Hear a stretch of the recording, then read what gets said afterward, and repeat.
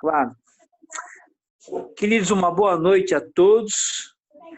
Que Deus nos abençoe, nos guarde nessa noite. Estamos felizes pela participação de vocês todos, né? Mais uma noite abençoada que Deus nos preparou para o estudo da palavra.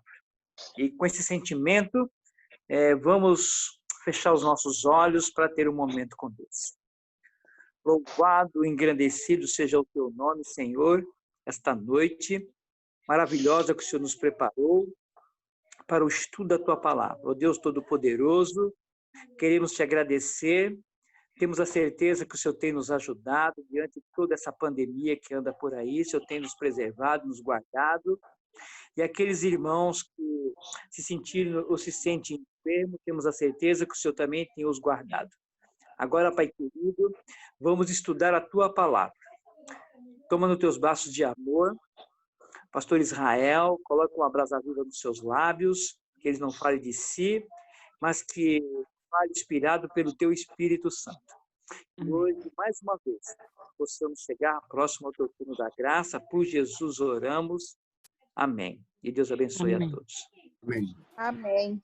Queridos, uma notícia para vocês. Como era esperado, o pastor Abdala estaria conosco hoje, tá? Ele estaria conosco hoje, mas eu recebi a notícia de que o pai do pastor Emílio Abdala, ele sofreu um infarto, não estava bem, não está bem, e ele teve que ir socorrer o pai dele, né, que mora no interior, e infelizmente ele não pôde estar conosco hoje. Foi por esse motivo que o pastor Abdala não conseguiu estar conosco, mas tomara que nos próximos estudos ele consiga estar conosco pelo menos uma vez na semana, tá bom? Tá? Na terça-feira da semana que vem, nós estaremos em meio ao evangelismo da associação, que estará acontecendo no geral para todas as igrejas, tá? Então, o culto vai começar às 8h da noite. Então, nós vamos começar o nosso estudo na terça-feira, às 6h30, tá? Nós vamos começar às 6h30, porque às 7h30 nós vamos terminar para a gente assistir ali o culto, o evangelismo que vai estar acontecendo via a rede social, a internet, que vai ser transmitido daqui da associação. Eu estou de costa para a associação daqui de casa, viu? Aqui atrás de mim tem uma biblioteca, mas lá atravessando a rua já é a associação aqui para trás de mim, aqui, tá? Então, a associação está bem logo aqui. E estão ali fazendo estúdio, estão trabalhando ali até meia-noite, 1h da manhã, fazendo estúdio ali para que as gravações que vão ser transmitidas sejam da melhor qualidade possível para todos os ouvintes e para todas as pessoas que estiverem ali assistindo e tomando decisões. Orem por essa semana, tá? Que é uma semana muito especial, na qual Deus vai agir no coração das pessoas. Tá bom? Então, hoje eu quero estudar aqui uma parte muito importante com vocês. Como todos os estudos foram muito importantes, esse também, ele é mais, assim, que vai mexer um pouquinho mais com você a respeito de algumas coisas que nós vamos estudar aqui hoje, tá? O apóstolo Paulo, ele é o apóstolo que mais livros escreveu na Bíblia. Nós entendemos que a carta de Paulo, aliás, a carta aos Hebreus, nós, adventistas, cremos que foi Paulo também que escreveu. Nem todas as denominações, nem todas as ramificações religiosas creem que foi Paulo, por causa de alguns detalhes. Por que eles não acreditam? Porque eles acham que a escrita das cartas de Paulo com a escrita da carta aos Hebreus, ela é um pouco diferente. E por esse motivo eles acreditam que ela não foi Paulo que escreveu. Mas a serva do Senhor, Ellen G. White, ela confirma que foi Paulo quem escreveu e ela dá algumas ênfases. E quando você vai até o livro do Grande Conflito, eu quero dar aqui a página para vocês depois pesquisarem a respeito. Anotem isso bem aí com vocês, tá bom? Na página do Grande Conflito, página 347, 411, 413 e página 512. Nessas páginas, ela cita que foi Paulo quem escreveu a carta aos Hebreus. Tá?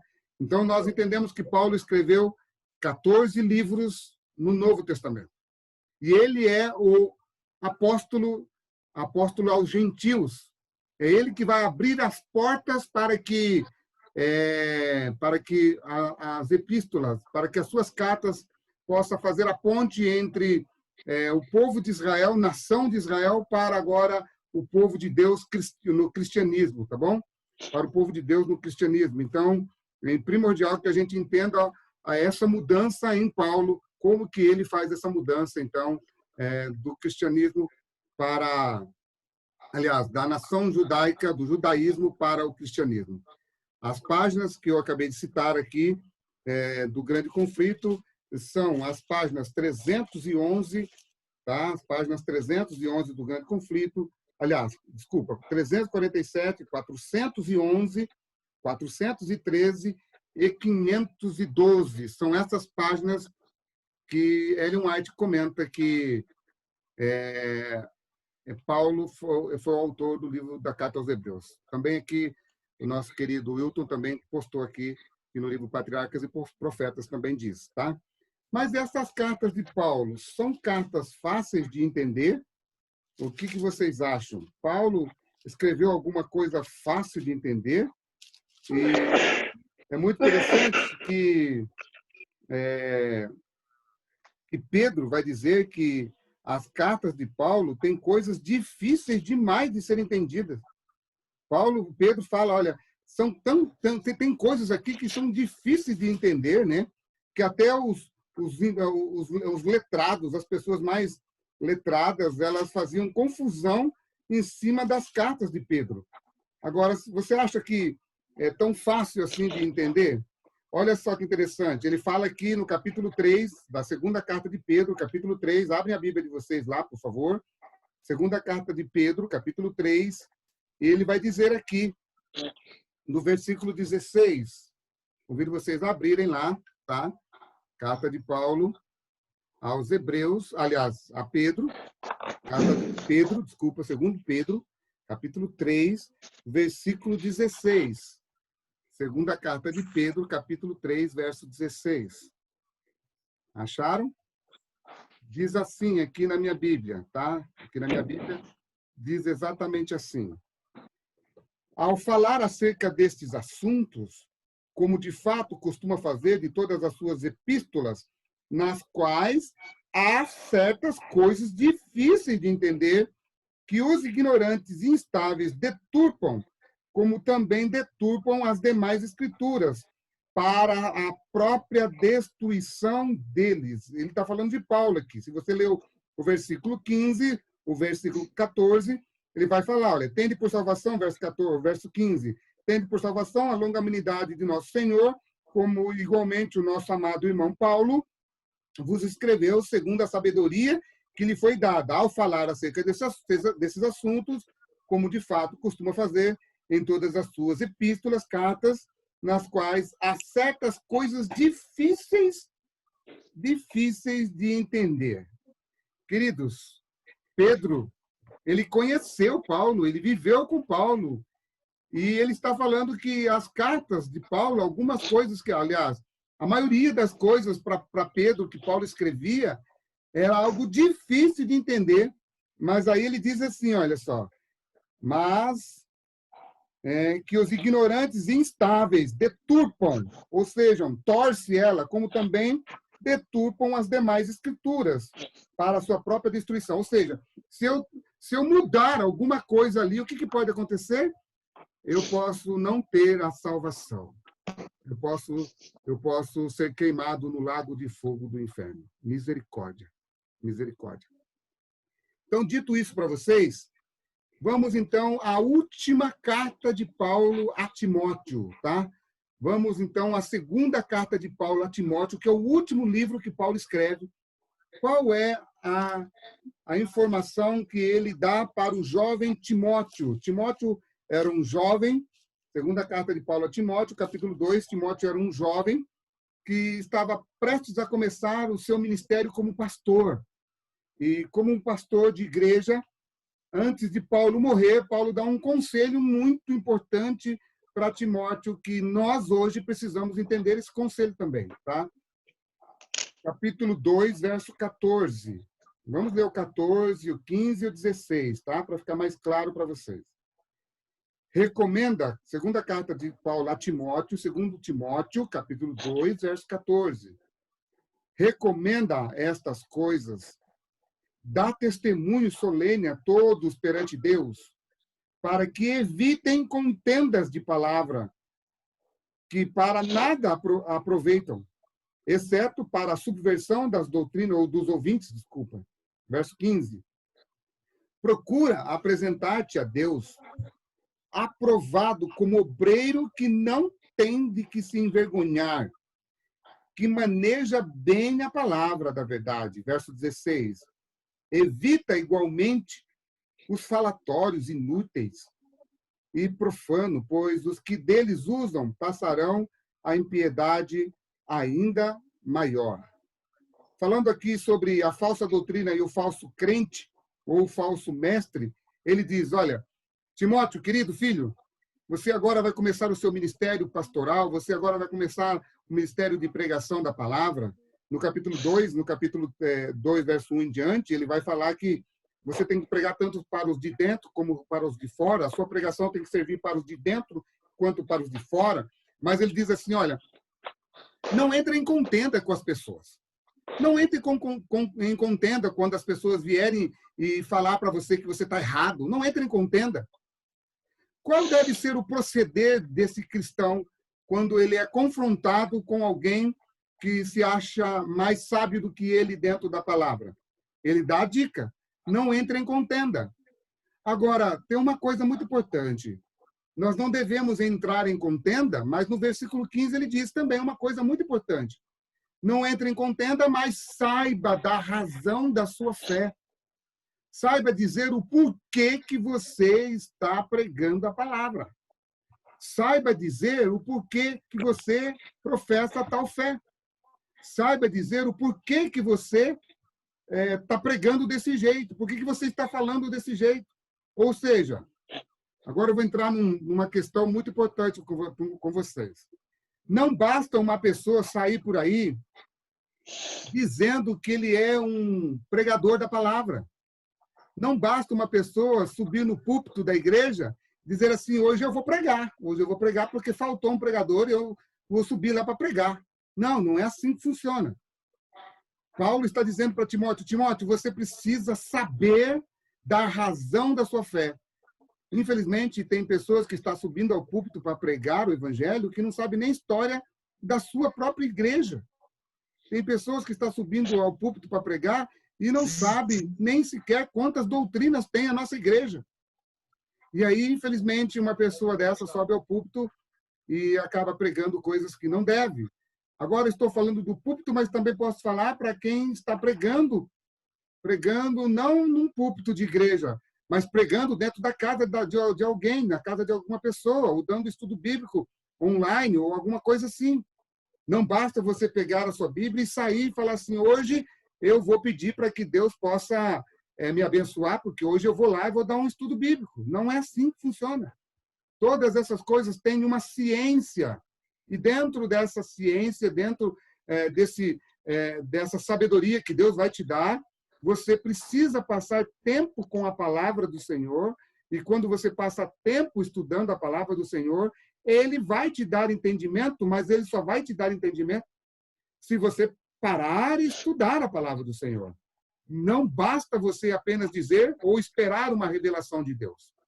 Algo muito importante que eu preciso falar para vocês foi o que aconteceu com Daniel, no capítulo 9, a partir do verso 1 até o verso 5, 6 ali, não vou ler isso para vocês, mas quando Daniel descobriu que os 70 anos de cativeiro estava prestes a acabar, e ele fala claramente, eu descobri que os 70 anos estava prestes a acabar, por quê? Porque eu li as profecias de Jeremias. E quando eu li as profecias de Jeremias, entendi, ele diz, que os 70 anos do cativeiro estava acabando. Então, ele ora a Deus e ele confessa os seus pecados, e aí Deus responde. Então, não basta eu pegar a palavra de Deus e sair falando, olha, hoje eu vou dar um estudo bíblico, hoje eu vou pregar. Não basta isso. Então, se eu quero realmente ser um instrumento usado pelo Espírito Santo para levar a palavra para outras pessoas, Paulo deixa bem claro para Timóteo o que ele deveria fazer. Paulo diz para Timóteo, Timóteo, você precisa saber da razão da sua fé, porque você vai enfrentar pessoas fortemente opositoras, pessoas que vão confrontar você. E quando elas confrontar você, sabe o que você deve fazer? Deve discutir com elas, deve brigar com elas. Não. Timóteo deveria sair e pensar e refletir a respeito do que estava acontecendo. Sabe, queridos, às vezes você vai sair para pregar o evangelho para alguém, e quando você sair para pregar o evangelho para alguém, é bem provável que depois você chegue na casa dessa pessoa e você encontre o pastor dela na casa dela. E aí? E aí? Como você vai fazer?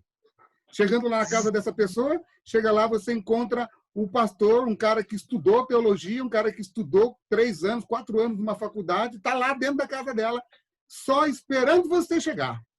Aí você chega lá, olha, eu vim aqui hoje pregar a palavra. Aí ela fala assim, eu quero apresentar para você o meu pastor. E o meu pastor quer conhecer você. Aí, agora? E aí, o que fazer? Sabe?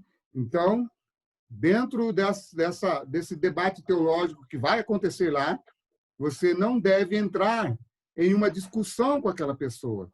Se você não entende o que ela está falando para você, se você não entende a teologia dela, se você não entende o pensamento dele, não entre em contenda com essa pessoa, vai para casa e estuda. E vai estudar mais.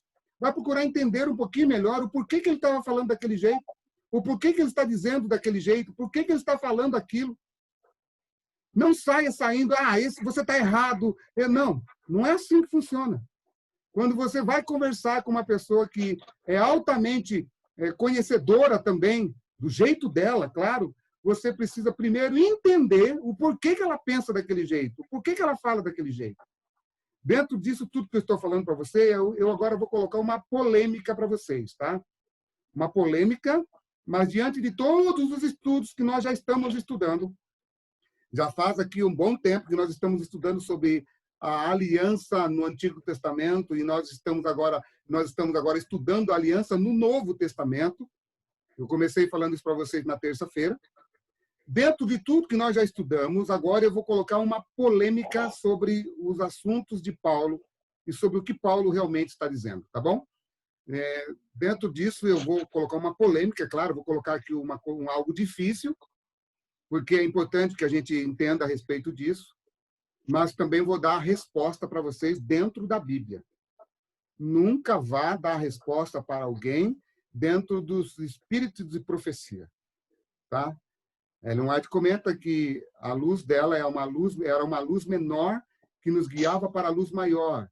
E ela tem uma citação, que eu não lembro agora qual livro que é.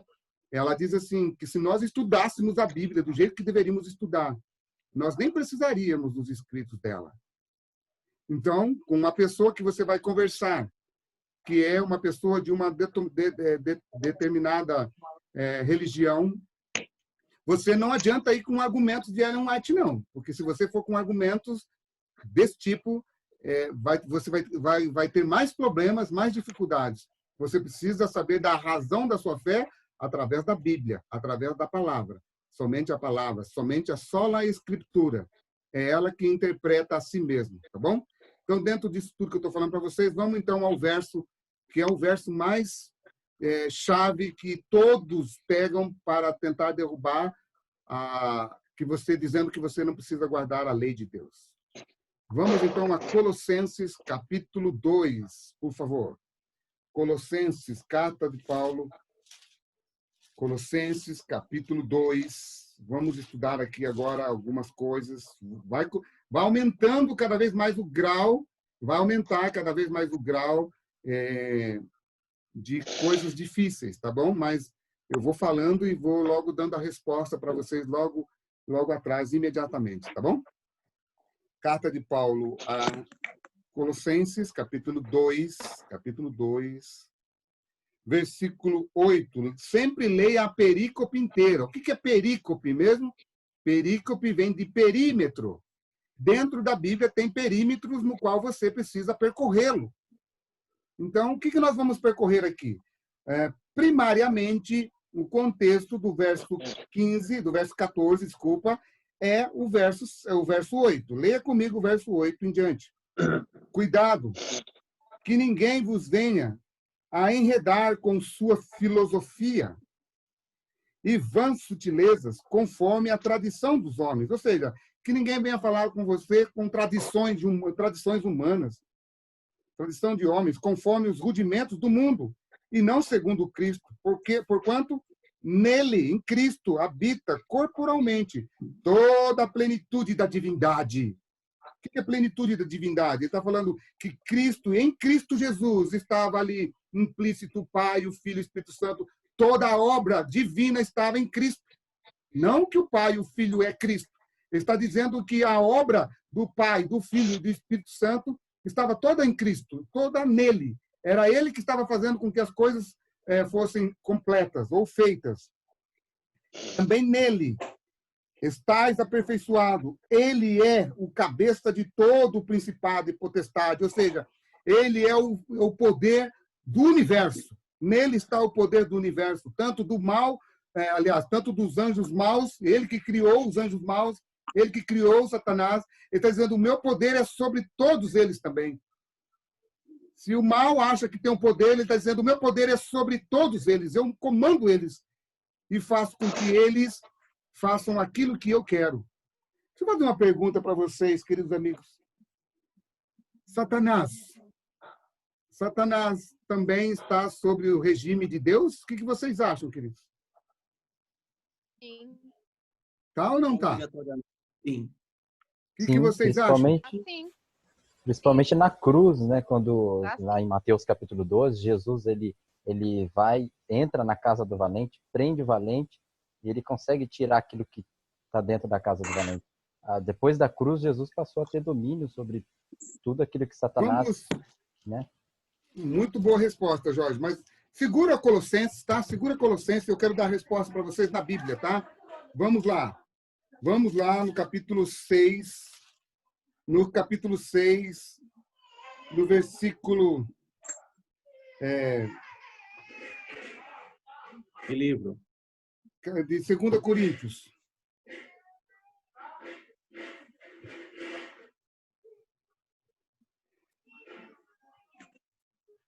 A palavra de Deus, ela dá respostas para nós. E em cima dessas coisas todas, Paulo, ele é o grande apóstolo. E ele vai falar sobre o jugo desigual no capítulo 6 de 2ª carta de Paulo à igreja de Corinto. Não...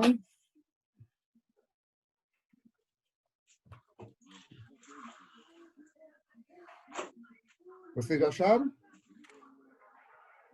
Não sobrevirá sobre vós tentação que não seja humana. Paulo diz, não sobrevirá sobre vós tentação que não seja humana. Primeira carta de Paulo aos Coríntios, capítulo 10, verso 13, Primeira carta de Paulo aos Coríntios, capítulo 10, verso 13. Só você voltar um pouquinho para trás, tá? Primeira carta de Paulo aos Coríntios, capítulo 10, verso 13. Quero ler aqui com vocês, tá bom? Tá? Primeira carta de Paulo aos Coríntios, capítulo 10, versículo 13. Acharam aí? Olha só o que diz esse verso. Diz assim, olha só.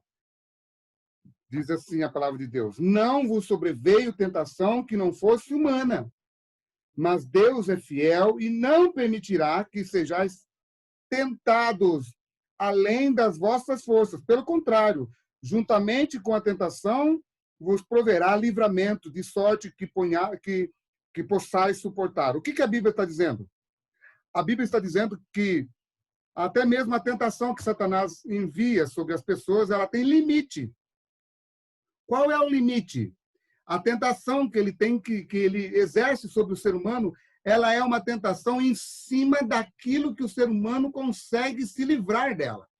Ou seja, ele não vai vir com tentações sobrenaturais, com coisas miraculosas demais. A tentação que ele coloca, que ele exerce sobre o ser humano, é uma tentação que o ser humano pode suportar, e se ele pode suportar, é porque ele pode ter a oportunidade de não cair na tentação. Como que ele pode ter essa oportunidade? Porque quando vem a tentação, Deus já mostra logo o caminho para ele se livrar da tentação.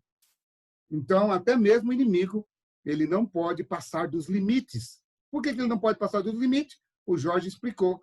Porque na cruz, Cristo ganhou o direito de exercer o poder sobre todas as coisas.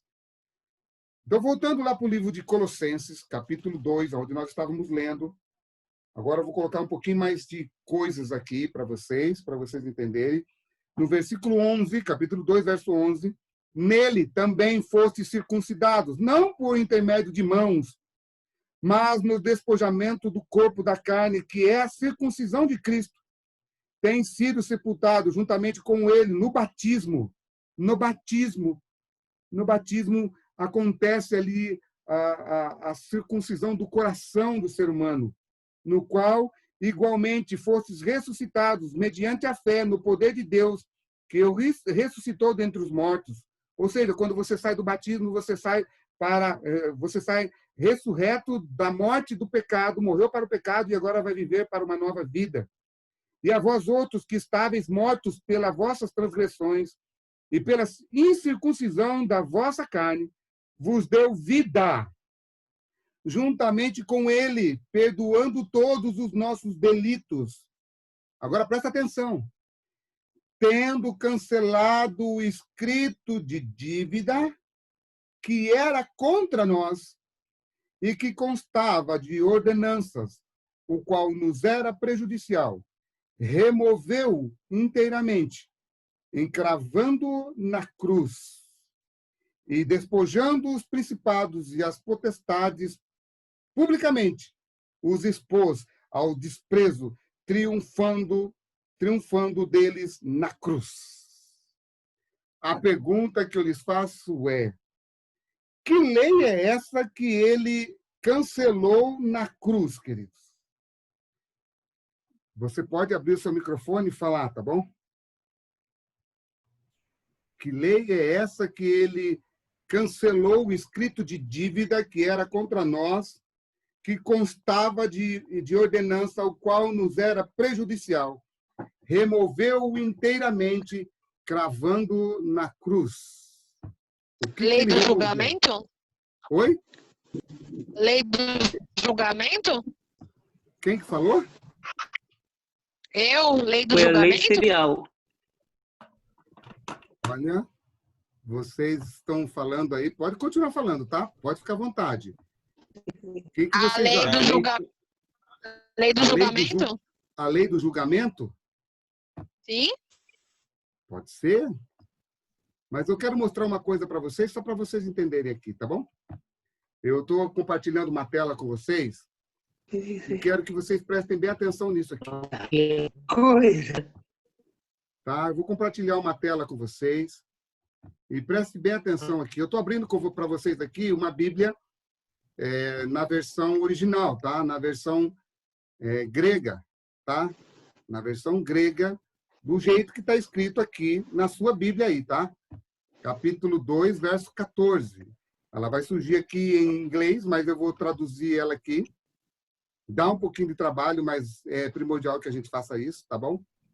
Olha que interessante. Começa lendo aqui só o vermelho, tá? Tendo apagado o que era contra uma letra manuscrita no decreto. Ou seja, a palavra manuscrita aqui, letra manuscrita, letra escrita em forma de mão, que está escrito aqui. Qual que é a palavra que aparece aqui? A palavra que aparece é queirígrafo. O que é queirígrafo no grego, na palavra original? Olha, presta bem atenção nisso.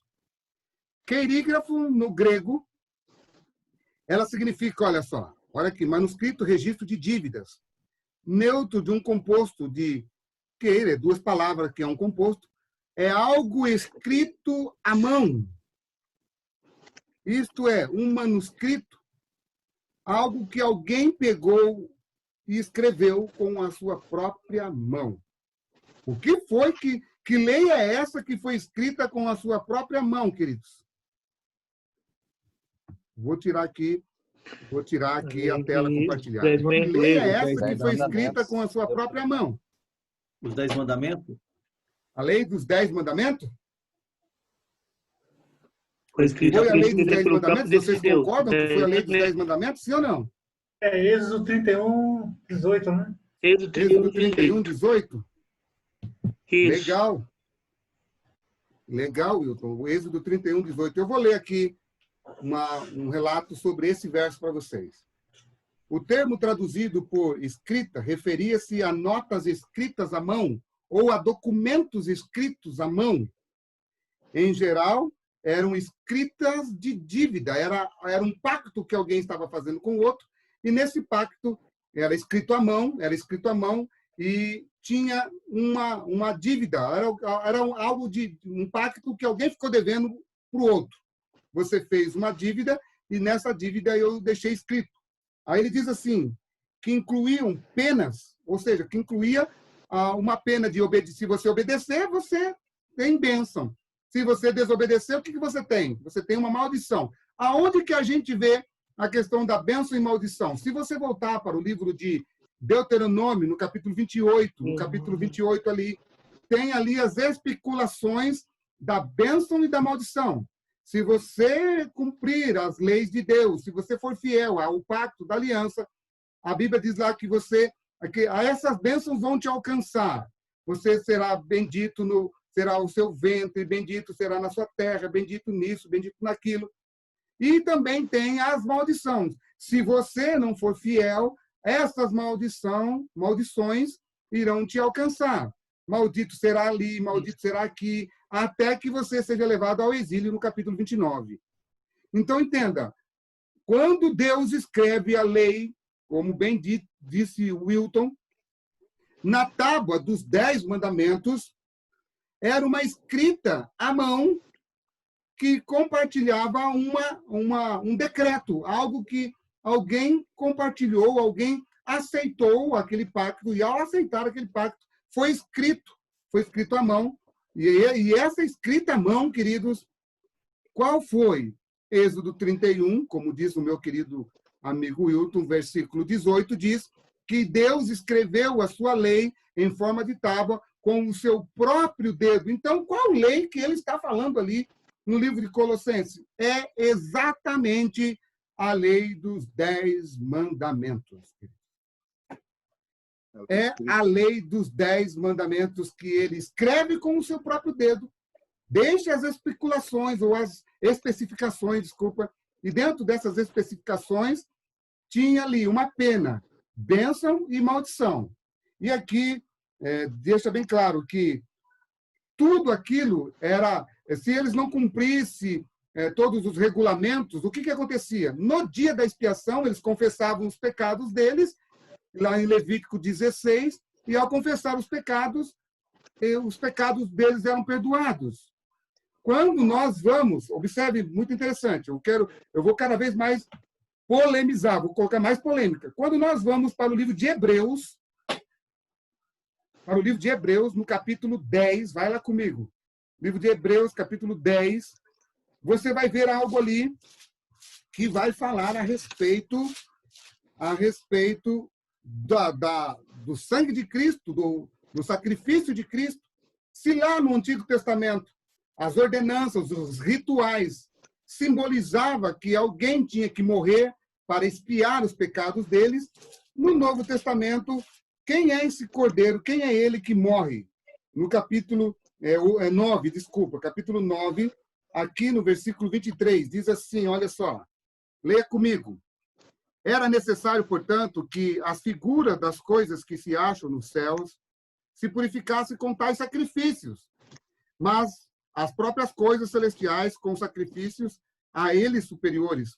Porque Cristo não entrou em santuário feito por mãos, figura do verdadeiro, porém no mesmo céu para comparecer agora por nós diante de Deus. Observe, ele está dizendo que a figura do santuário terrestre ele simbolizava a figura do santuário celestial, ou seja, todos os rituais que acontecia no santuário terrestre, ele hoje está acontecendo no santuário celestial, porque no céu a Bíblia está dizendo que há um santuário. Agora, olha só que interessante. No versículo 25, aliás, verso 25, nem ainda para se oferecer a si mesmo, muitas vezes, como o sumo sacerdote, cada ano entra no santo dos santos com sangue de animal, sangue alheio. Ora, nesse caso, seria necessário que ele tivesse sofrido muitas vezes, desde a fundação do mundo. Jesus não foi morrendo todas as épocas, não. Jesus só morreu uma vez. Agora, porém, ao se cumprirem os tempos, se manifestou uma vez por todas, para aniquilar pelo sacrifício de si mesmo o pecado. E assim como os homens está ordenado morrerem uma só vez, vindo depois disso o juízo, assim também Cristo, tendo se oferecido uma vez para sempre, para tirar os pecados de muitos, aparecerá a segunda vez sem pecado aos que o guardam para a salvação. Queridos amigos, agora tem aqui um problema muito sério.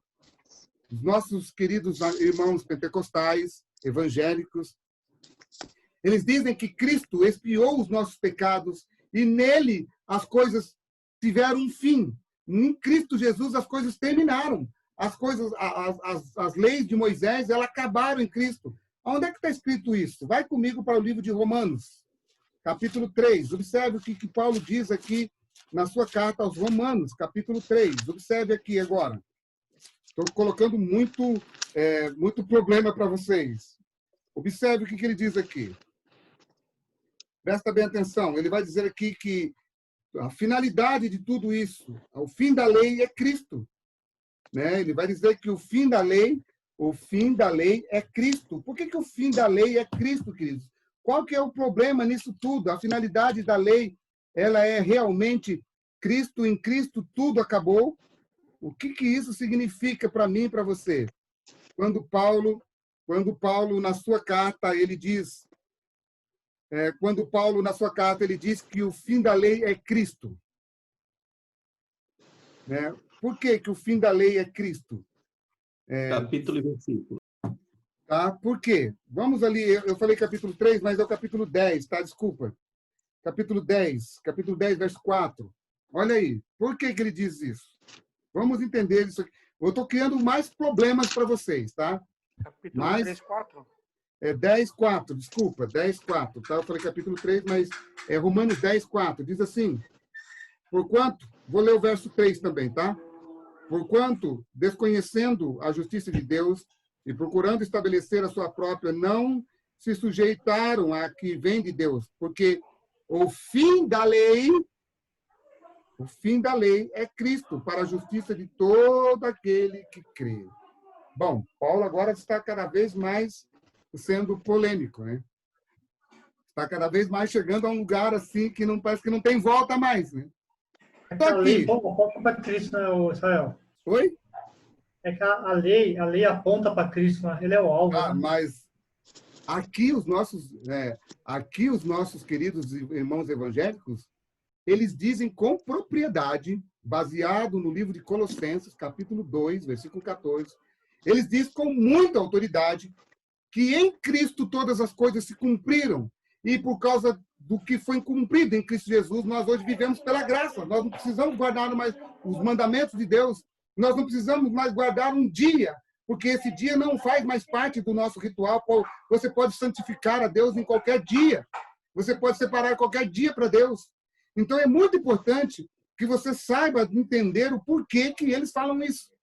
E eles, baseado em tudo que eu estou falando com vocês, em todos esses versos, se você pega um teólogo, uma pessoa que estuda a palavra de Deus, não em português, mas na língua grega, desculpa, na língua original, na língua grega, ele vai colocar você na parede, e vai colocar você na parede com muita propriedade. E sabe o que vai acontecer? Você vai ter que fechar sua Bíblia e ir embora.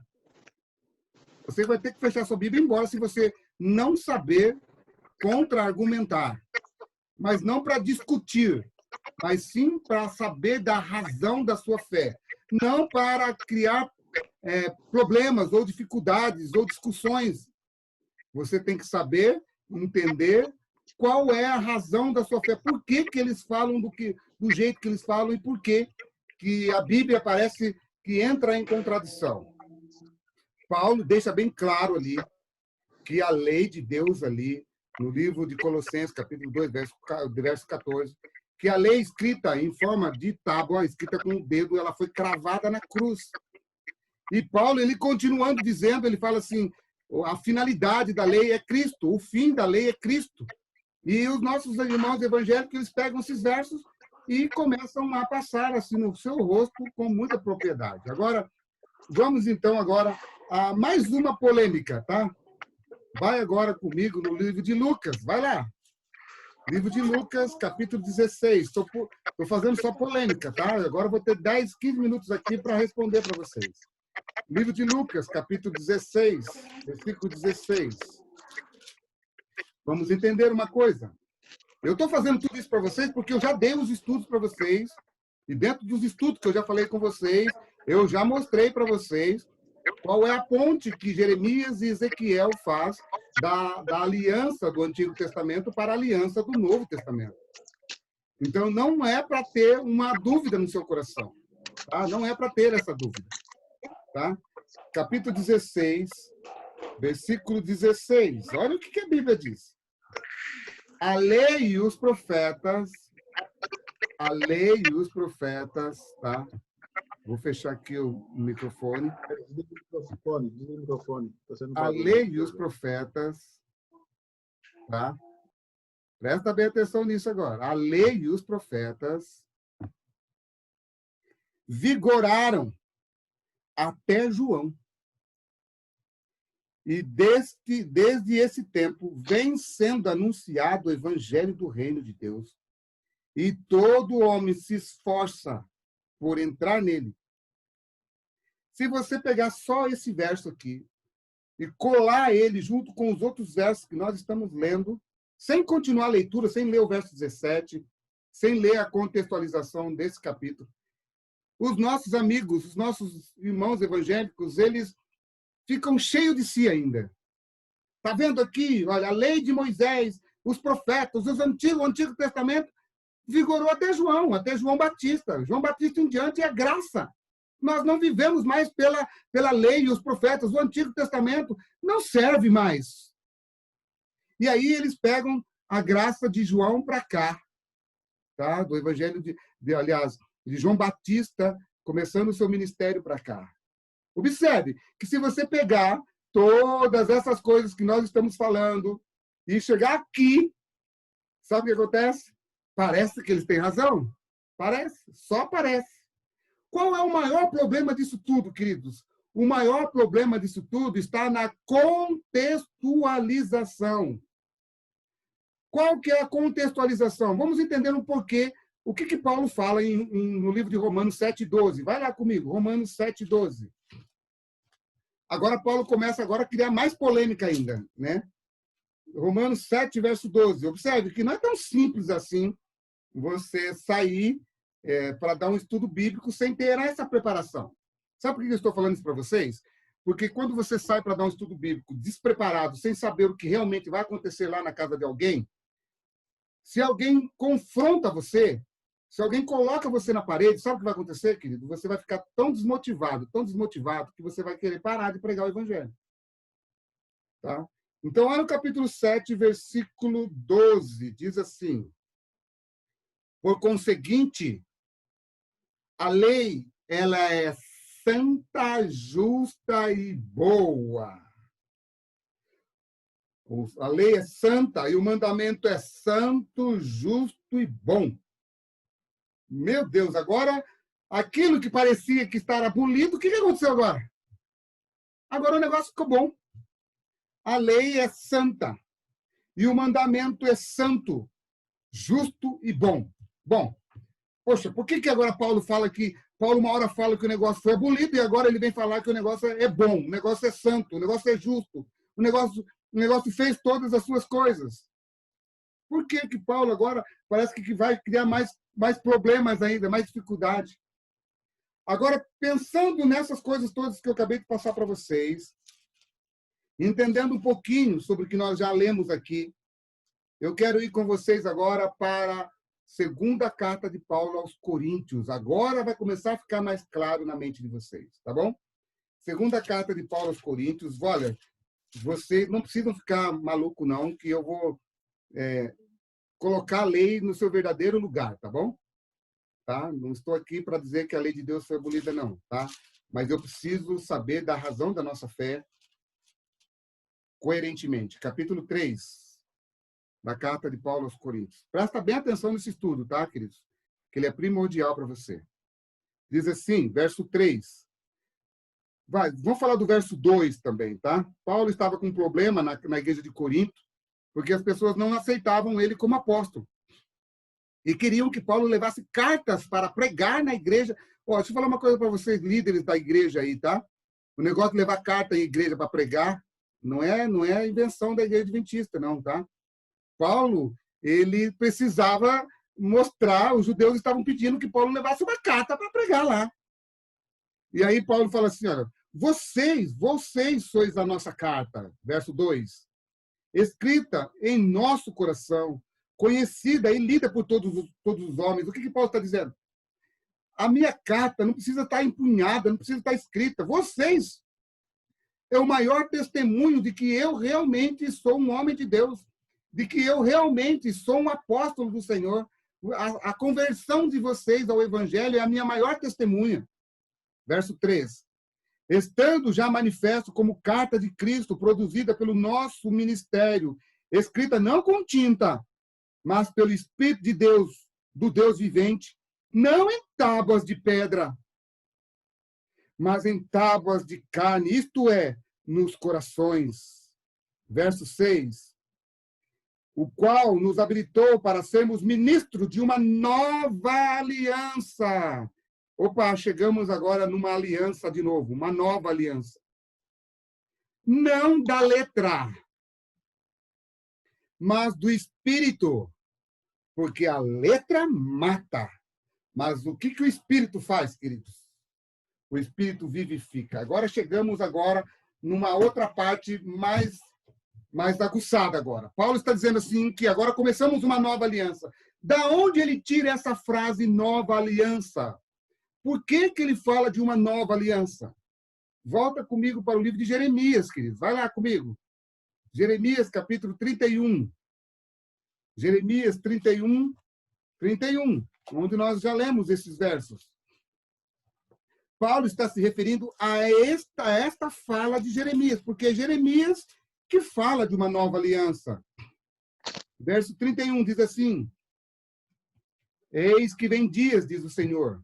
Vou tomar uma água aqui, tá? Em que firmarei nova aliança com a casa de Israel e com a casa de Judá, ou seja, com todo o povo de Deus. Não conforme a aliança que fiz com seus pais no dia em que os tomei pela mão para os tirar da terra do Egito. Porquanto eles anularam a aliança e, não obstante, eu os haver desposado, diz o Senhor. A palavra desposado aqui é casado.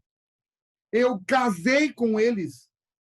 Eu tirei eles do Egito, eu levei eles para um lugar. E neste lugar eu fiz um casamento com eles.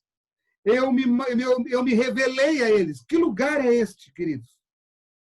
Monte Sinai, que está no livro de Êxodo, capítulo 19.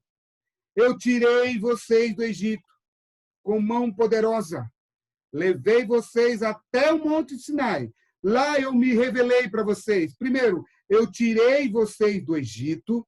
E ao tirar vocês do Egito, eu tirei pelo meu sangue. Qual foi o ato do sangue de Cristo lá no Egito, queridos? Foi quando ele pediu para que os israelitas passassem, ou o povo de Israel, passasse o sangue do cordeiro nos umbrais da porta da casa deles. Foi por causa do sangue do cordeiro nos umbrais da porta, lá no capítulo 12 do livro de Êxodo, foi por causa do sangue nos umbrais da porta que eles não morreram. Eles não morreram porque eles eram a última bolacha do pacote, porque eles eram o povo queridinho de Deus. Não. Eles só não morreram porque eles passaram o sangue do cordeiro na pota. Então, Deus tira eles do Egito com a sua graça, com a sua misericórdia, com o seu amor, queridos. Então, a graça, a misericórdia, ela sempre vem antes da lei. Ela sempre vem antes das especificações que Deus pede para o ser humano. Ele nunca pede doutrinas, ele nunca pede para você guardar a lei sem antes demonstrar o amor por você. E esse amor é demonstrado ao tirar você das garras do diabo, ao tirar você da garra do inimigo. E como que ele fez isso? Ele fez com mão poderosa. Ele lutou contra a Faraó, que era o principal demônio que tinha ali no Egito. E afogou eles lá dentro do mar, no capítulo 15. E Deus, ali no capítulo 14, ele fala assim para Moisés, Moisés, manda o povo marchar, Moisés. Manda o povo entrar na água, porque os egípcios que hoje eles veem, eles nunca mais verão. Ou seja, eu quero matar o passado deles, para que eles não entrem mais lá. Mas para eu matar o passado deles, eu preciso que eles entrem na água, Moisés. E quando eles entram na água, Deus abre o mar vermelho para eles. Eles atravessam. E Deus então guia eles e leva eles até o Monte Sinai. E lá no Monte Sinai, Deus casa com eles. Qual foi o casamento que Deus fez com eles, queridos? Volta lá comigo no livro de Êxodo, por favor. Agora vai ficar mais claro ainda para vocês entenderem, tá? Quando a Bíblia fala que Abraão creu, primeiro ele creu na promessa, depois Deus imputou a justiça nele, que ele creu na promessa do Senhor. Seria isso? Exatamente. Olha aí, o capítulo do livro de Êxodo. Vamos lá. Êxodo capítulo 19, por favor. Êxodo capítulo 19, versículo 1. Presta atenção nisso agora. No terceiro mês da saída dos filhos de Israel. Quantos meses já faziam que eles estavam fora do Egito? 3 meses. 3 meses eu já demonstrei o meu amor por vocês. 3 meses eu demonstrei o meu poder para vocês. 3 meses eu já me revelei para vocês. Fiz sair água da onde não devia. Dei comida para vocês da onde não devia. Ou seja, demonstrei para vocês o meu amor. Aí ele diz assim, olha só. No terceiro mês da saída dos filhos de Israel da terra do Egito. No primeiro dia desse mês, vieram ao deserto do Sinai. Tendo partido de Refidim, vieram ao deserto do Sinai, no qual se acamparam ali, pois se acampou Israel em frente do monte. Ou seja, todo mundo em frente ao altar. A noiva, a igreja, é aqui agora que o povo de Israel é chamado de igreja, tá? A partir de agora, quando eles estão congregados, a palavra ajuntaram, a palavra acamparam, a palavra é congregaram, se ajuntaram. A igreja está agora de frente ao altar. Ao altar, qual é o altar? O Monte Sinai. Isso é fantástico, isso é maravilhoso, queridos. Olha só o versículo 3. Subiu Moisés a Deus, o representante da noiva, subiu a Deus. E do monte, do altar, o Senhor o chamou e lhe disse, assim falarás à casa de Jacó e anunciará aos filhos de Israel. Estou lendo com vocês e me arrepia, queridos. Me arrepia de saber dessa cena tão fantástica. Tendes visto o que fiz aos egípcios. Olha, antes de eu te dar as minhas especificações daquilo que eu espero de vocês, lembra o que eu fiz aos egípcios? Como vos levei sobre asas de águia e vos cheguei a mim? Agora, pois, se diligentemente ouvides a minha voz e guardardes a minha aliança, então sereis a minha propriedade peculiar. Ou seja, eu já demonstrei o meu amor, agora eu peço que vocês agora entrem em uma aliança comigo, entrem em um pacto comigo. E aí ele diz assim, se vocês entrarem em um pacto comigo, a partir de agora, vocês vão ver coisas, vocês vão ter coisas que as outras nações não têm. Vocês vão ter privilégio que as outras nações não têm.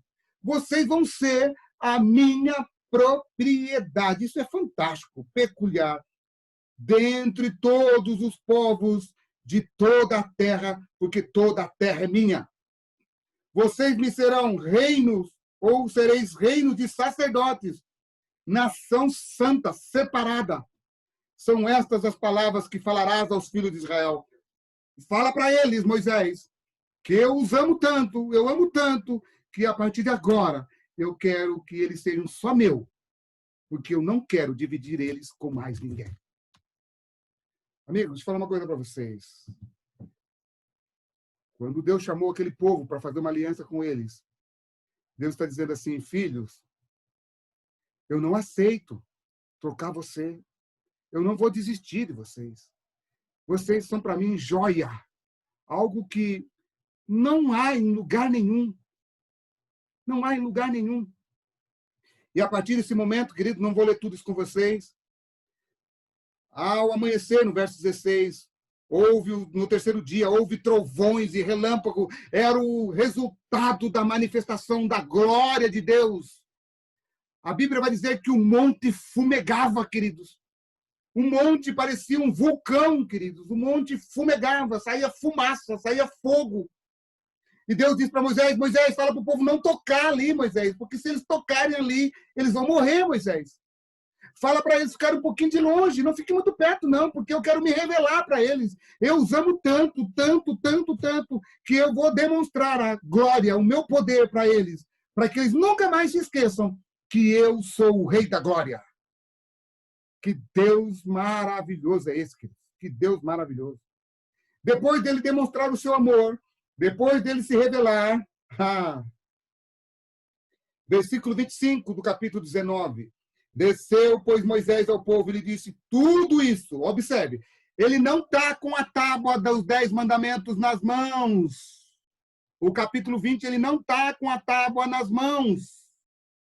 No capítulo 20, ele vai falar ao povo. Entendeu? O capítulo 20 não é ainda a tábua na mão de Moisés. Ele está com a lei na boca dele. Desceu, pois, Moisés ao povo e lhe disse tudo isso. O que ele vai dizer? Então falou Deus todas estas coisas. Queridos, eu sou. Primeiro ele começa dizendo, sabe quem sou eu? Vocês já me conheceram. Vocês já sabem quem eu sou. Vocês já sabem porque eu fiz milagre na sua vida. Vocês já sabem porque eu me revelei a você. Sabe, eu fico olhando assim, quantas pessoas, para quantas e quantas pessoas Deus já fez milagre. Entenda o que eu quero dizer para vocês. Deus não vai destruir ninguém sem antes se revelar a essa pessoa. Deus não vai destruir ninguém. O fogo não vai consumir as pessoas sem antes ele se revelar a essas pessoas. Porque todos saberão quem é o eu sou, queridos. Todos saberão quem é o Rei da Glória. Aí, então, ele vai começar a dizer, eu sou o Senhor teu Deus, que te tirei da terra do Egito, da casa da servidão. Aí ele vai dizer assim, não terás outros deuses diante de mim. Eu quero mostrar para vocês qual é o significado do não terás outros deuses diante de mim. Ele diz assim, queridos, o primeiro mandamento, ele diz assim, ele é um preâmbulo, né? Os 10 mandamentos serem entendidos assim. O primeiro mandamento proíbe preferir outros deuses, ou seja, a resposta ao amor de Deus é fidelidade. A resposta ao amor de Deus que eu demonstrei para vocês, eu quero a fidelidade de vocês. Não tenham outro Deus diante de mim. Martinho Lutero tem uma frase que diz assim, Martinho Lutero define um Deus como aquilo a que nossos corações se apegam e a cujos cuidados se entrega. Nos dias de hoje, os deuses ainda são definidos como algo de que seus adoradores dependem para viver. Aquilo que dá vida significa segurança a alguém. E esse que dá segurança acaba se tornando um Deus. Observe, aquilo que você acha que te dá segurança acaba tomando o lugar de Deus no seu coração. Por que você acha que o diabo diz assim, não, querido filho, você pode trabalhar no sábado, você pode transgredir o sábado, você pode fazer isso. Por quê? Porque você não precisa ser dependente de Deus. Aí, quando a pessoa vai trabalhar e ganha o seu dinheiro, ganha o seu sustento, o que acontece? ela acaba sendo o seu próprio Deus para si mesmo, querido. Não dependo de governo, não dependo de justiça, não dependo de nada. Eu só dependo de mim e da minha força. Aí sabe o que acontece, queridos? Deus permite que essa pessoa passe pelo vale da sombra e da morte, para que ela possa se despertar, para entender que só existe um Deus. Não existe o Deus dinheiro, não existe o Deus carro, não existe o Deus mulher, não existe o Deus homem, só existe um Deus. E é o eu sou que te tirou da terra do Egito, da casa da servidão. Sabe qual que é o mandamento? O que está escrito nesse mandamento? Deus está dizendo para eles assim: eu quero que você confie somente em mim. Eu quero que você confie somente em mim. A confiança é a base do amor. Então, não terás outros deuses diante de mim. O ser humano, queridos, ele é uma fábrica de criar deuses, sabia disso? Mas por que ele gosta de ficar criando deuses? O segundo mandamento diz o porquê. Olha só que interessante. O segundo mandamento é: não farás nenhuma imagem de escultura. Por que não farás nenhuma imagem de escultura? Porque o ser humano gosta de manipular. O ser humano gosta de pegar aquele Deus e fazer daquele Deus o que ele acha melhor. Então Deus está dizendo: a mim você não manipula. Então não faça para vocês outros deuses. Então, por detrás de cada mandamento há um conceito, Então, queridos, ter um ídolo é ter o Deus só para você. Por quê? Para manipulá-lo. Pelo fato de a imagem de uma divindade ser imóvel e estática, é possível manipulá-la para servir ao seu próprio adorador. Ou seja, não queremos adorar um Deus, queremos ser adorados. Por não se mover e nem falar, o ser humano quer manipular o Deus. O nosso Deus você não manipula. O nosso Deus, ele ouve, ele fala, e ele é um Deus que se relaciona. Então você não manipula porque ele está vivo. E porque ele vive, podemos crer no amanhã. O segundo mandamento. O que diz o segundo mandamento? Olha que interessante. O segundo mandamento. Aliás, o terceiro mandamento, desculpa, diz assim: não fazer uso indevido do nome de Deus. Por que não fazer uso indevido do nome de Deus? Não tomarás o nome do Senhor teu Deus em vão. Estou lendo o livro de Êxodo, tá? Diz assim: é provável que o mandamento seja uma forma elíptica de não erguerás o nome de Deus em vão, ou falar o nome de Deus em mentira. A igreja que anuncia, observe bem o que eu vou dizer para vocês, a igreja que anuncia uma teologia falsa, dizendo que Deus aboliu isso, que Deus aboliu aquilo, ele está colocando o nome de Deus em vão, querido. Porque Deus não é cúmplice das suas mentiras. Então, falar o nome de Deus em vão quer dizer que as pessoas estão manipulando a palavra de Deus em mentira. Agora, olha só o quarto mandamento. O quarto mandamento, ele é o principal. Do versículo 8 em diante, do capítulo 7, aliás, do capítulo 20. Lembra-te do dia do sábado para o santificar. Nele não farás nenhuma obra, nem tu, nem teu filho. Agora, o que significa a guarda do sábado? Era uma prática mais antiga. Por que ele fala lembra? Porque era uma prática mais antiga do que quando a nação de Israel foi formada. Essa prática de guardar o sábado existia muito antes de existir a nação de Israel. Aonde é que ela existe? Lá no livro de Gênesis, capítulo 2, verso 1 a 3, você conhece muito bem. Agora, querido, na verdade, quando ele fala lembra, a palavra lembra aqui, queridos, denota uma relação ativa com o objeto da memória. É uma relação que está encucada na mente, é algo que está na mente. É algo que está aqui, ó. Não precisa você praticar, você tem que lembrar antes de praticar. Por isso que nos últimos dias, Satanás vai querer controlar a mente das pessoas, para manipular as mentes das pessoas, para não guardar o sábado.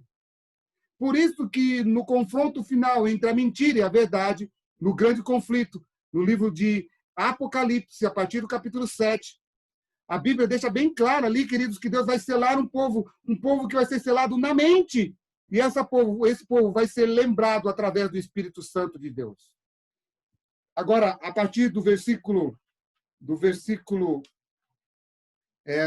mandamento, que diz: honra o teu pai e a tua mãe. Esse mandamento é obediência à autoridade. Lá no livro de Romanos, capítulo 13, diz que nós devemos obedecer às autoridades. Agora, como é que eu vou obedecer uma autoridade se eu não obedeço nem o meu pai e minha mãe? Então, esse mandamento, ele diz que você deve honrar a autoridade. Então, mandamento de obediência à autoridade. Agora, nós vamos para o 6º mandamento. O 6º mandamento é: não tirar a vida de inocente, não matarás. Ou seja, preserve a vida. Cometer homicídio é contra a lei de Deus. Agora, olha só, o 7º mandamento: não adulterará. Qual é o mandamento? O que está por detrás do não adulterarás, queridos? Compromisso, lealdade. E então é uma preservação do casamento. O casamento é um relacionamento exclusivo em que um homem e uma mulher se comprometem um com o outro em uma aliança para a vida inteira. Por isso que lá no livro de Malaquias, capítulo 2, a partir do verso 17, a Bíblia diz assim: Deus abomina a separação de um casal. Então, qual é o que está por detrás do não adulterarás? Proteção a um relacionamento. Agora, olha só que interessante. Protege esse relacionamento ao proibir que alguém venha causar o distanciamento entre os cônjuges. Então, o que a Bíblia está dizendo? Não pode haver distanciamento entre um casal. No 9º mandamento, que diz não dar falsos testemunhos. Proteção à reputação do seu próximo, queridos. Mas enquanto o 3º mandamento protege a reputação do nome de Deus, o 9º mandamento protege a reputação do próximo. Essa ordem procura manter a verdade intacta. Mentiras, cuidado com as mentiras, cuidado com as pequenas mentiras. O 10º e último mandamento: não cobiçar, não ter o desejo daquilo que não te pertence. Se isto acontecer, é uma coisa abominável diante de Deus. O mandamento envolve 2 aspectos. Primeiro, é um comportamento espontâneo. O coração depravado deseja o bem do outro. Ou seja, primeira coisa, antes de você tomar alguma coisa dos outros, você vai desejar. E aonde que você começa o desejo? Dentro do coração. E quando começa o desejo dentro do coração, as pessoas vão lá e praticam. Segundo, a imaginação controla o desejo, mas o nutre é pecado, a relutância em controlar de imediato o desejo. É preciso agir imediatamente, confessando o desejo espontâneo e renunciando a ele. Por exemplo, a origem do adultério são os olhos cobiçosos. O amor ao dinheiro é a raiz de todos os males. O mandamento está relacionado com o ato de acalentar um forte desejo por alguma coisa que não lhe pertence. Queridos, eu li para vocês os 10 mandamentos, por quê? Porque por detrás de cada mandamento há o quê? Um conceito. Então, agora eu quero explicar para vocês. Se lá Paulo falou que a lei, na forma de tábua, foi abolida, o que ele estava dizendo, queridos? Estava dizendo que Deus agiu de uma forma didática em escrever numa tábua para um povo escravo que viveu mais de 400 anos na escravidão. É como se Deus estivesse falando assim. É como se Deus estivesse pegando uma criança que não sabe o que é perigo.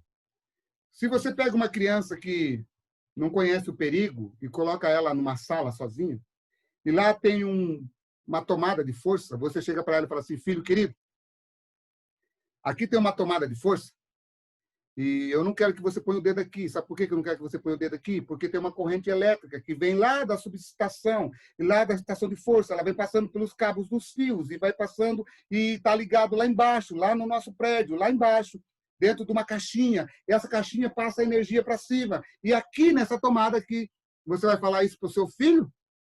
É assim que você vai falar para o seu filho? Você vai dizer o que para o seu filho? Não coloca o dedo aí. Se você colocar o dedo aí, você vai apanhar. Não é assim que você fala? É o mesmo jeito que Deus usou com o povo de Israel quando eles saíram do Egito.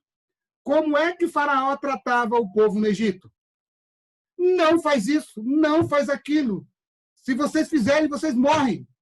Ou seja, o mesmo teor da conversa que eles tinham com o Faraó no Egito. Deus usa o mesmo método, aplicando a lei dos 10 mandamentos para eles. Amigos, foi uma forma didática de Deus passar a eles a prescrição das suas regras.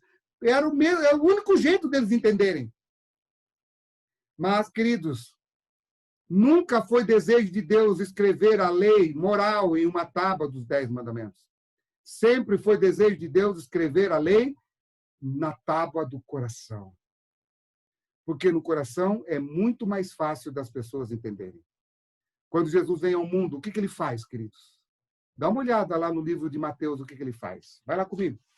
Nós estamos na parte final agora. Mais 10 minutinhos. Mateus, capítulo 5. Observe o que ele faz. Quando ele desce do Monte das Oliveiras. Aliás, quando ele está no Monte das Oliveiras, no monte, e ele está pregando no Sermão do Monte. Capítulo 5. Ele diz assim, a partir do versículo 17, não penseis que vim revogar a lei ou os profetas. Não vim para revogar, vim para cumprir. O que ele está dizendo? Vim para mostrar para vocês o conceito real de cumprir os mandamentos de Deus. Porque, em verdade, vos digo que até que o céu ou a terra passe, nem um i ou um tio jamais passará da lei até que tudo se cumpra. Agora, olha só, o versículo 21. Ele diz assim, ouviste o que foi dito aos antigos, às tradições antigas, aos escritos antigos, não matarás, e quem matar está sujeito a julgamento. Que lei é essa que ele está falando? A lei dos 10 mandamentos. Agora ele vai dar o conceito desta lei. Eu, porém, vos digo que todo aquele que sem motivo irá-se contra o teu irmão. Ele está falando de qual lei? A lei dos 10 mandamentos. Vai comigo mais um pouquinho. Verso 27 diz assim, ouviste que foi dito, não adulterarás. Eu, porém, vos digo que qualquer que olhar para uma mulher com intenção impura no coração, já adulterou com ela. Versículo 38, ele diz assim, ouviste que foi dito, olho por olho, dente por dente. Eu, porém, vos digo, não resistais ao perverso, mas a qualquer que te ferir na face direita, volta-lhe e também dá a outra. Verso 43, ouviste o que foi dito, amarás o teu próximo e odiarás o teu irmão. Eu, porém, vos digo, de Jesus, amai os vossos inimigos e orai por eles. Ou seja, o que ele está dando aqui? Ele está dando o conceito da lei moral, queridos. Ele não está abolindo a lei moral, ele está mostrando os conceitos da lei moral. O que ele está dizendo?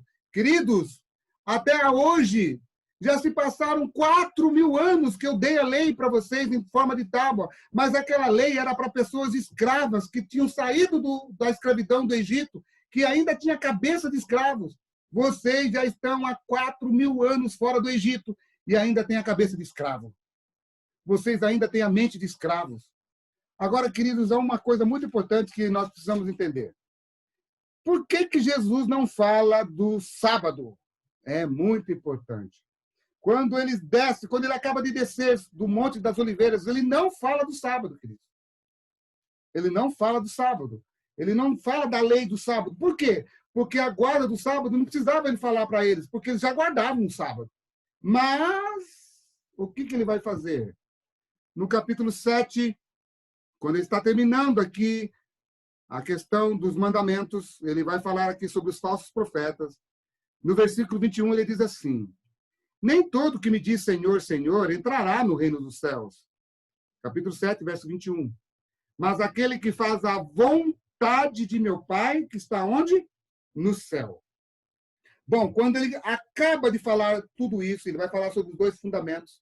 Ele vai mostrar na prática qual é a vontade do Pai. Qual que é a vontade do Pai? Capítulo 8, verso 1.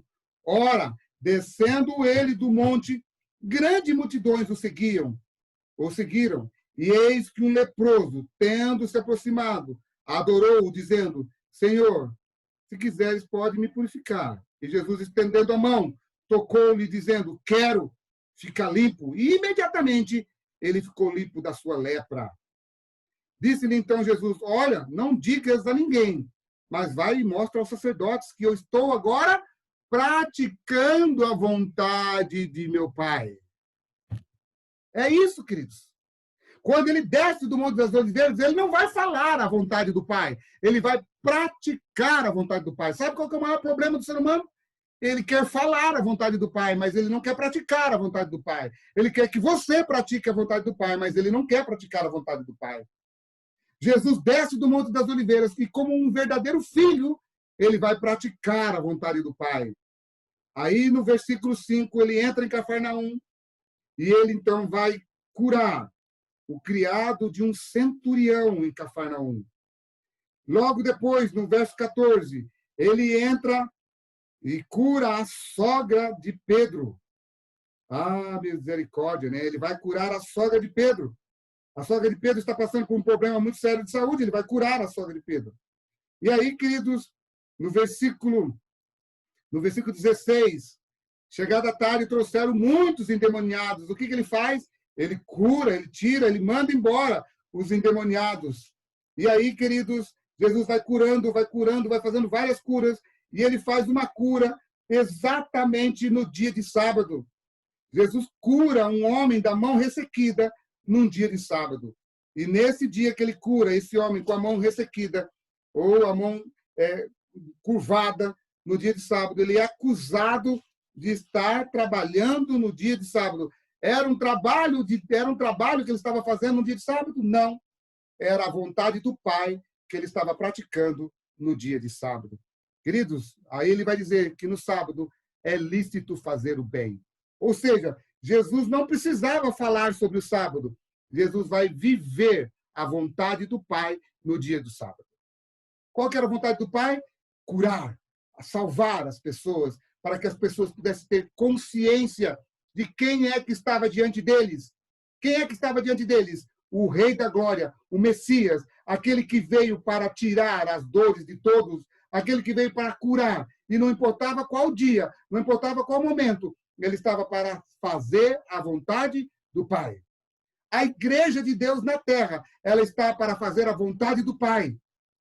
A igreja na terra está para cumprir a missão que é de Deus.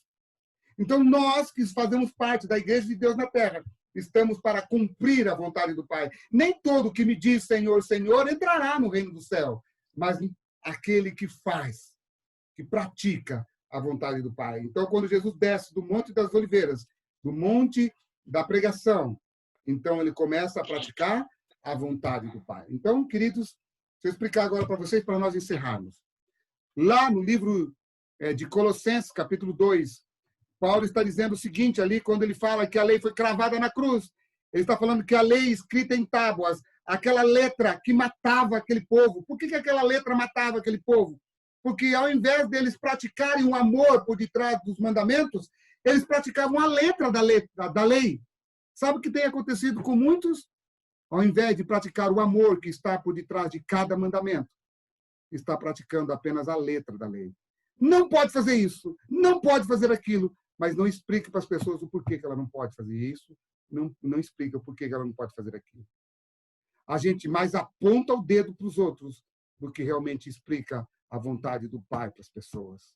Queridos amigos, estamos aqui para ensinar as pessoas a praticar a vontade do Pai, mas essa vontade do Pai tem que ser praticada primeiramente na nossa vida, na minha vida. Porque se na minha vida não está sendo praticada a vontade do Pai, a letra da lei, a letra mata, mas o Espírito vivifica. Por quê? Porque lá no livro de 1 Coríntios, capítulo 6, verso 19, a Bíblia diz que nós somos santuário do Espírito Santo. Ou seja, o objetivo de Deus era colocar a lei dentro do coração do ser humano, mas antes dele colocar, ele demonstrou o amor. Queridos, nós devemos primeiro demonstrar o amor para as pessoas, mostrar a vontade do Pai para as pessoas e depois dizer a ela, siga-me, depois que tudo isso estiver concretizado na vida das pessoas, podem ter certeza que elas entrarão para nunca mais sair da igreja de Deus. Então, queridos, Jesus, ele não precisava dizer como era o conceito da guarda do sábado. Ele desce do monte, praticando a vontade do Pai, principalmente em qual dia?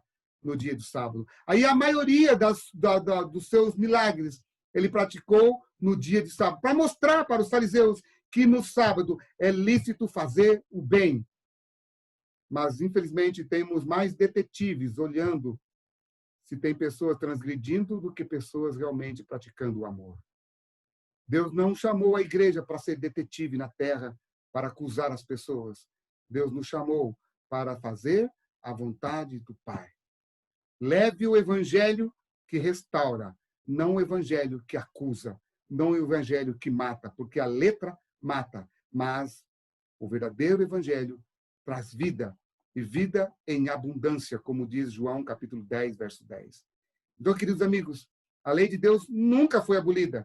Ela realmente voltou para o lugar da onde ela nunca deveria ter saído. Da onde? Do coração. Por quê? Porque quando nós guardamos os mandamentos de Deus no conceito real, dentro do nosso coração, pode ter certeza que o inimigo não terá poder sobre cada um de nós. E que Deus os abençoe e guarde a cada um de vocês. E que vocês possam realmente entender o real sentido de pregar a palavra de Deus. Porque tem pessoas aí fora morrendo por não conhecer o verdadeiro evangelho. E tem muitos falsos pregadores por aí, dizendo que agora nós vivemos só pela graça. Mentira! Nós sempre vivemos pela graça. O povo do Antigo Testamento também viveu pela graça. Antes de Deus dar a lei dos 10 mandamentos para eles em forma de tábua, Deus tirou eles do Egito, Deus os amou, Deus levou para o Monte Sinai e Deus casou com eles. Antes de Deus pedir para você guardar os seus mandamentos, ele te leva para o tanque de batismo e casa com você lá. E lá ele diz para você, filho, eu te dou o poder do Espírito Santo para você ser fiel até a morte. Porque assim te darei a coroa da vida, a coroa da vitória. Que Deus os abençoe. Quero fazer uma oração com vocês e logo em seguida vocês estão livres para fazer as perguntas, tá bom? Querido bom Deus, Pai eterno que habita nas alturas dos céus, que estudo maravilhoso da tua palavra. Apesar de nós ouvirmos muitos dizerem por aí que a tua lei foi abolida, na verdade eles não entendem que a lei voltou realmente para o lugar de onde ela nunca deveria ter saído, que é do nosso coração. Porque quando ela está dentro do nosso coração, nós a obedecemos unicamente, exclusivamente, porque nós te amamos. Porque, ó Deus Pai Todo-Poderoso, um dia o Senhor nos tirou do pecado, colocou nos nossos lábios um novo cântico e disse, filho, louve o meu nome, porque a Deus toda a honra e toda a glória. Querido Deus, Pai Todo-Poderoso, abençoe esses amigos, esses irmãos que estão estudando a tua palavra, a fim de entender melhor, para pregar, para anunciar o teu evangelho. Abençoe a cada um deles, Senhor Deus. Purifica os lábios de cada um deles. Abençoe, Senhor Deus, aquele que ainda não faz parte dessa doutrina, desse novo ensinamento da tua palavra, que possa fazer parte junto conosco da pregação da tua palavra. Abençoe, Senhor Deus, para que essa pessoa possa ter entendido hoje o estudo da tua palavra e deixar de transgredir e também não conviver com pessoas que transgridem a tua vontade. Porque um dia todos seremos cúmplices daquilo que nós praticamos. Abençoe, Senhor Deus, cada filho teu. Abençoe, Senhor Deus, para que nos nossos lábios possa sempre ter a tua vontade. Fica conosco, perdoa os nossos pecados, em nome de Jesus. Amém. Queridos irmãos, que Deus os